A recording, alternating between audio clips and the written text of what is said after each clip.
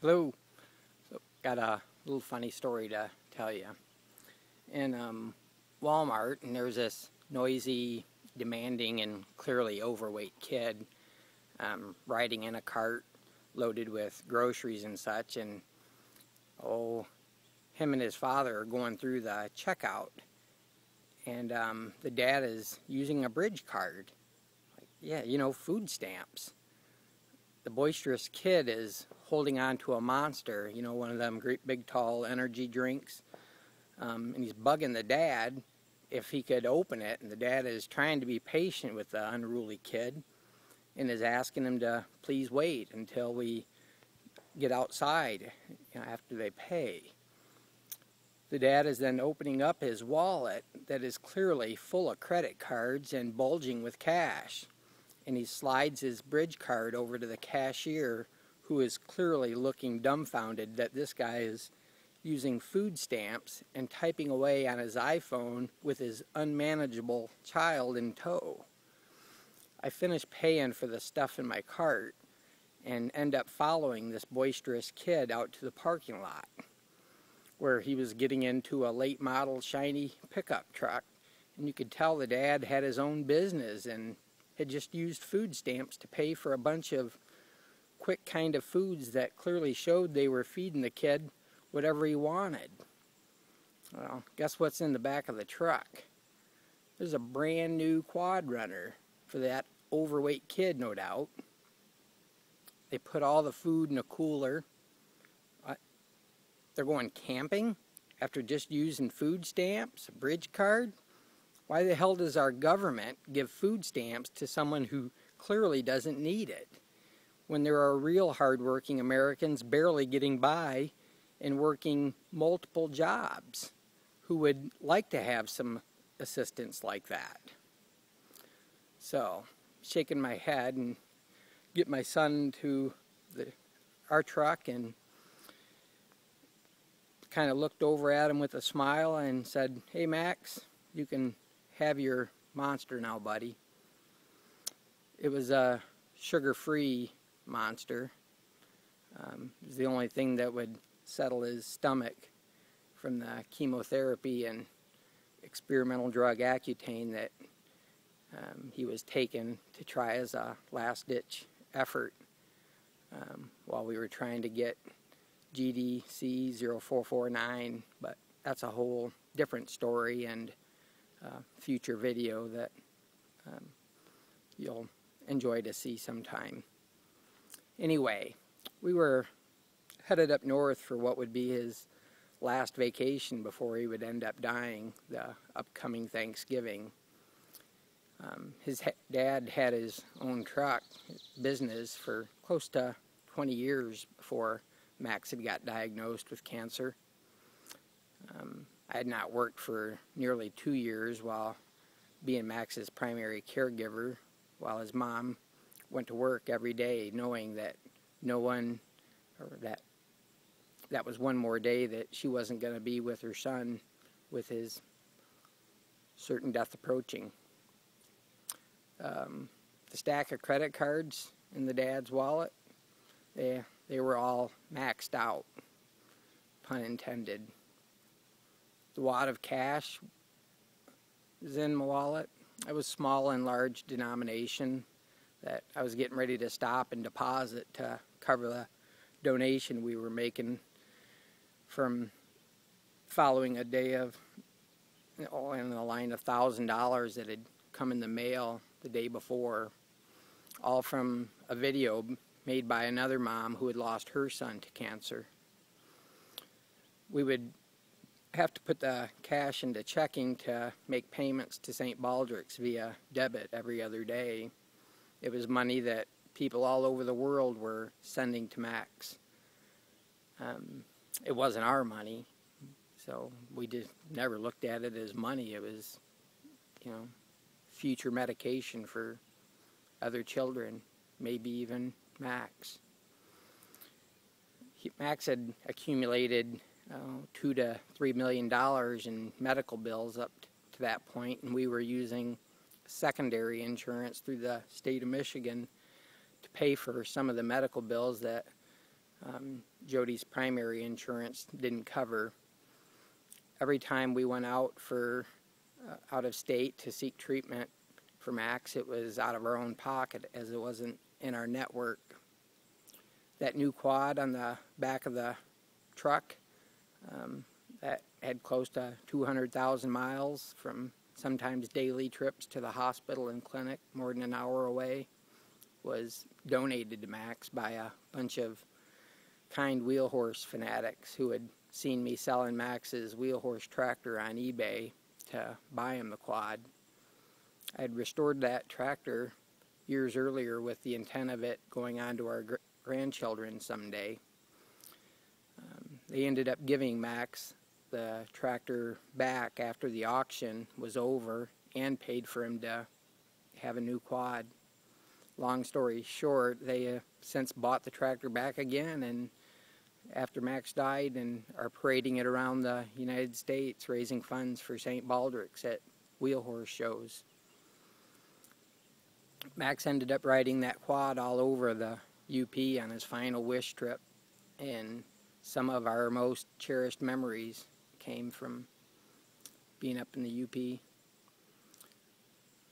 While we were up there, we had family and friends staying at our home the next few days, going to the post office to pick up the mail while we were up north. And Jody still had to work and had to come up with Lily a few days after me and Max.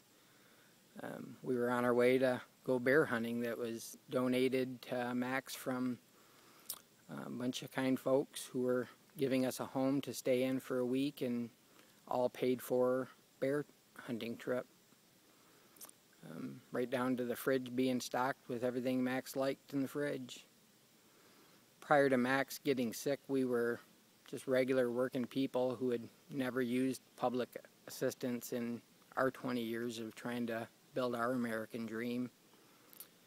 We come to find out 2 years too late that we had qualified for Social Security benefits for Max, but it was too late and not worth the fight to get what we were entitled to, as our social worker had never told us about it. And while Jody was writing her own grants to get some of Max's out-of-state hospital visits reimbursed, we did not know of a lot of things that we may or may not have been qualified for, and finding a treatment to save our son's life was at the top of the list, and nothing else mattered.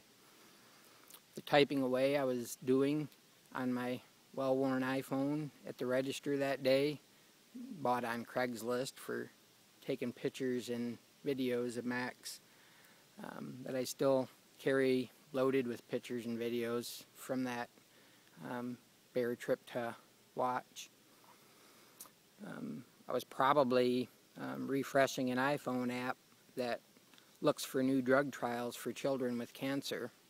Yep, there's an app for that. I have half a dozen apps that are specifically for looking for the latest news and research for cancer in children. I was probably also going over the long list of stuff Max's mom was texting me of medications, directions for taking them, and that Max took every few hours for everything from nausea to pain, antibiotics, and a host of other drugs, steroids and anti-seizure meds to keep his brain swelling down and to keep the headaches somewhat tolerable. We had no idea what he felt like, and I'm confident it was pure hell, but he had been dealing with it for so long it was just second nature to him. We had a very much a fun-filled trip, even though Max did not get his bear. He had the time of his life at 7 years old, all while gulping down poisonous meds that made him vomit all hours of the day and night. He was loud and boisterous in that shopping cart due to the fact that he couldn't walk for but just short distances, and the steroids blew up his face to look like a child who his parents let him eat most anything he liked, most any time he wanted, which was exactly the case. He ate quite a bit. We tried to give him the best choices with protein and nourishment to hopefully keep it down. He couldn't control his temper and his anger at times from the steroids side effects. Back to the St. Baldrick's funds, I don't remember how much had been mailed to Max at that point, but it was most likely around $30,000, and it's now nearing $100,000, what we had originally set the goal at, with the many events we've held for St. Baldrick's to help fund a cure so someday another child will not have to endure what Max did. People would stop by our home any given time, and there would be stacks of cash on the table from the day's mail. We were losing our home at the time and couldn't qualify for a mortgage loan modification, and spent countless hours and money to trying to keep our home. We ended up selling it for less than 2/3 of what we had built into it over the last 20 years. We managed to not have to file bankruptcy, and even got enough at closing to pay off a few more of Max's medical bills and put a down payment on a double-wide trailer to put us right back to where we were in some sorts 20 years earlier, minus our son, and struggling to start all over again. We just sold Max's quad 2 days ago to pay for this month's mortgage payment. We would have preferred to have been in a position to give it to another child to enjoy that is going on his or her last trip, but we also need a place to live for our daughter and ourselves. Hit subscribe if you want to hear more of how the train wreck goes. Watch some other videos on Max's channel and see how this crap works. Cancer in children is not all inspiring as you sometimes might see on TV or in the news. Most of the time it just sucks all the way around and keeps on sucking for years to come. There is much more to the story, but I just wanted to sum up a bit about that day at Walmart and using food stamps that we had qualified for the last year or so of Max's life. We cut the card up a couple of days after Max died and threw it in the trash. Went back to fundraising. So far this year we've raised just a piddly amount as compared to last year, as a good deal of the folks who followed Max have moved on with their lives and are trying to perhaps forget about cancer in children. The goal for St. Baldrick's this year is $10,000, and we have donated ourselves 4 or 5 times to some of the newest 46 mamas, albeit it was only 10 or 20 bucks. You should Google them. They're an awesome group of moms shaving their way to cure for childhood cancer. Back to our sad story. We didn't have a funeral for Max and asked that folks make donations directly to St. Baldrick's in Max's memory, and that alone probably raised 10 or 20 grand of his accumulated goal. One of this year's greatest feelings so far was finding out that Max's school had donated their yearly end of the school fundraising to St. Baldrick's in Max's memory. We could have never have been comfortable with profiting any way whatsoever with our son having cancer. We don't want your pity either, not at all. We want a cure. We want a cure for cancer in children.